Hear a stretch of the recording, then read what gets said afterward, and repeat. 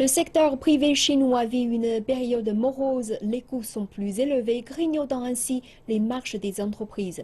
C'est pourquoi Beijing a annoncé de nouvelles mesures économiques afin de réduire les coûts de production et de financement pour les industries à travers le pays. La Chine s'apprête à réduire le fardeau des coûts que représentent les frais de transaction, les taxes, la sécurité sociale, le financement, la consommation électrique et la logistique. Il s'agit d'une question urgente aux yeux des décideurs politiques. Prenons le secteur chinois des nouvelles technologies, un secteur en plein boom.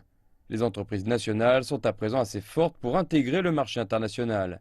Mais le coût est élevé pour acquérir des avoirs étrangers. C'est ce qui préoccupe Layard à Beijing, une entreprise d'optoélectronique qui vient tout juste d'acquérir une entreprise américaine cotée au Nasdaq. Nos cibles coûtent plus d'1 milliard de yuan. En tant que compagnie cotée, le financement bancaire représente entre 6 et 7% en intérêt. Le financement par courtage représente près de 8%. Même pour les compagnies de haute technologie comme nous, avec des marges nettes de plus de 10%, les coûts de financement qui représentent des dizaines de millions de yuan seraient beaucoup trop lourds à supporter, sans mentionner les entreprises manufacturières ordinaires. Selon une enquête économique, l'avantage de la Chine au niveau des coûts de production a disparu depuis longtemps. Les résultats montrent que le coût moyen qui pèse sur les industries manufacturières chinoises est presque aussi élevé que pour leurs pairs aux États-Unis. Selon le ministère chinois de l'Industrie et des Nouvelles Technologies, 66% des entreprises chinoises se plaignent des coûts élevés de financement en 2015, soit une hausse de 6 points de pourcentage par rapport à 2014.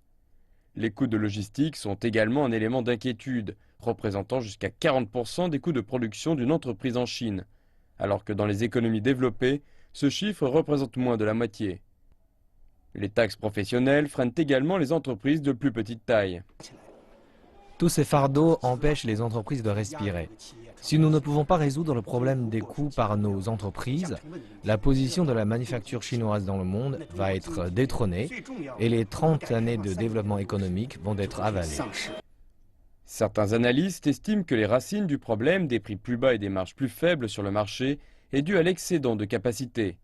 La surabondance de l'approvisionnement a conduit à une guerre des prix qui menace la bonne santé financière des entreprises.